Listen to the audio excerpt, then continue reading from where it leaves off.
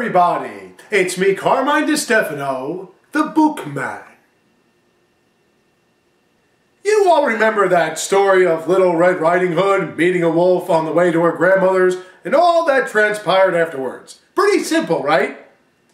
Well, in 2011, Hollywood thought it best to shelve other possibly decent projects to convolute a take somewhat reflective of that short story called Red Riding Hood.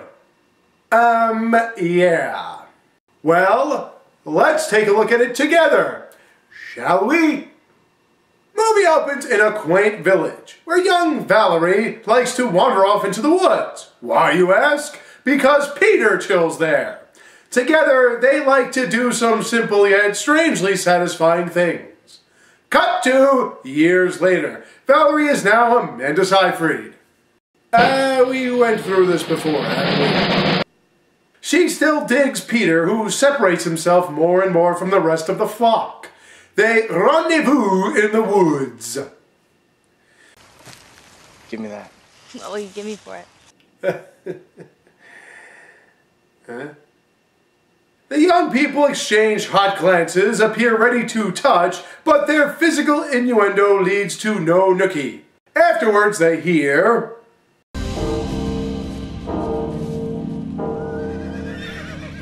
The wolf. Merry Christmas, my little man. Ah yes, the wolf has killed another. You'd think it would be time to do something. Instead, we'll see Val sulk with her family, including her mother Suzette, played by eternally young, thanks to admittedly taking Botox facial injections, Virginia Madsen. The women tend to the dead, while the men discuss what should be done with this wolf. That's right, give the women the shit jobs while you talk. While Peter tries to get with Valerie. Anywho, the other male villagers decree... Maybe we should wait. You should find your courage. You want to hunt the wolf? Let's hunt it. Let's kill it! Let's kill the beast! What a quick switch that was. Time for the men to spring into action. Valerie stays home talking with this chick about her betrothal. Oh yeah, Val is engaged to not Peter. She whips out Val's wedding garment, the red hood. Yay! It made an appearance. Well, I guess we know she's not a virgin. The men go to a cave to kill the beast. They find a wolf thinking it's the wolf. They are about to celebrate their greatness when suddenly a coach comes by carrying... Presenting His Eminence, Father Solomon.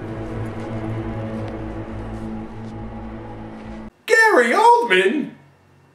You've arrived just in time for our festival. Seasick Captain Bailey? There.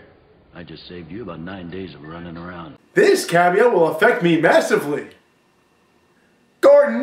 Solomon, knows that's not the wolf. The wolf reverts back to human form when slain. He knows since he killed a wolf that happened to be his wife, as proof per her severed hand. He moves himself in to take over this werewolf hunt. Solomon alerts the people. The wolf lives here, in this village, among you. The real killer could be your neighbor, your best friend, even your wife. Take this guy. Armed robbery, double homicide. It's too easy. Even so, Bailey wants to party. Alas, that's what the townfolk do. During their party, Val talks to her weird dad. She then tries to get Peter jealous. Since Amanda Seyfried is the queen of the lesbo scene, she uses a young woman to do so. This leads to her fiancé facing off with her interest. Then they run off together. It appears as though they will succumb to their desires, but alas, still no nookie. Just a tease. During the party, the wolf proves it's not dead by literally crashing their shindig. It starts trying to kill everyone until it sees Val, by virtually her lonesome. That's when this happens.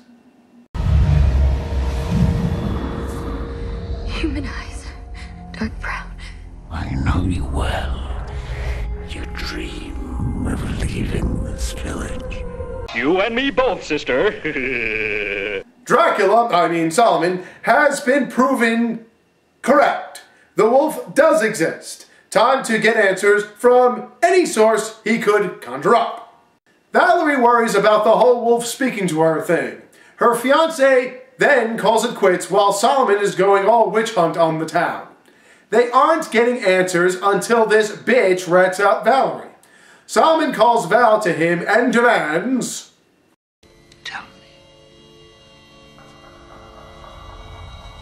Tell me who it is. I don't want anything for his mob lawyer to use, you understand? see how easy? Val is locked up for being a witch. She is also slated for human sacrifice to the wolf. She is given her wedding garb, then... What is this, the hooch in the iron mask? Guess they're going that way. Shackled, she is rescued by her two men. We then learn... There! He's taking the bait! Fire! Wait, that's not the wolf! He said he ain't no witch! The priority is Gotham General. Wheel everybody out of that place right now! Last one, seriously. To escape they... Oh god, really? Look, the Trojan elephant! Needless to say, Val gets out, while the wolf targets the town. The people try to fight back, but are dropped like flies. Wolfie gives Val an ultimatum. She heads to the offered locale to find Pete acting strange. However, he's not the wolf, Daddy is! How could you do this? Sit down. Sit down. He tells Val how he wants to turn her during the Red Moon to take over or run away or some stupid shit. Long story short, Petey tries to protect Val as she presents her basket to Daddy. Inside, Solomon's severed arm with silver nails. Whatever. So that's it.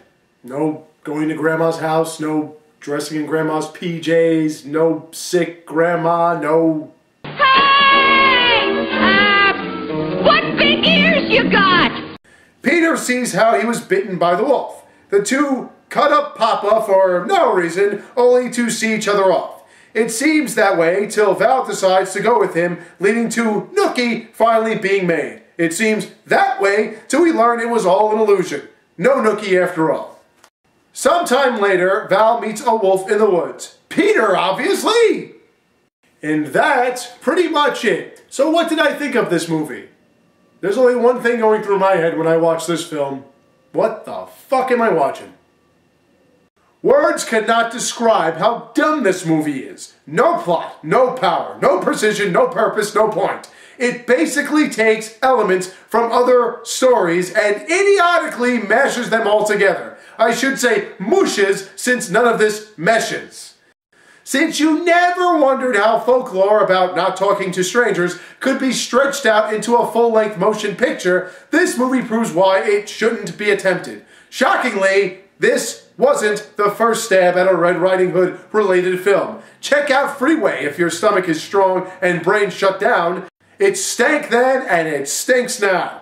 This movie was too simple to attempt its complexity. Yeah, I was so sure the wolf was Peter. Yeah, I could not see Solomon going drunk with power. You can't get into any characters or care enough about them to give a shit about this movie.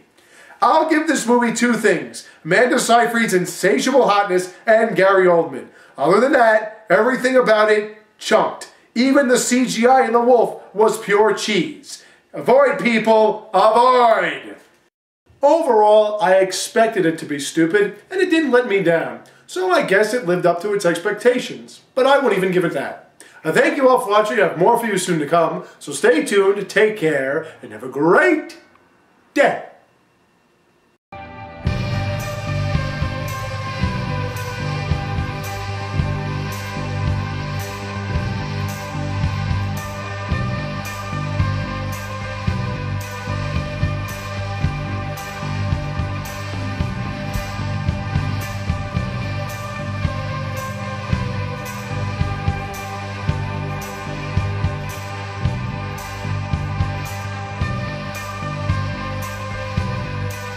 You and me both, sister.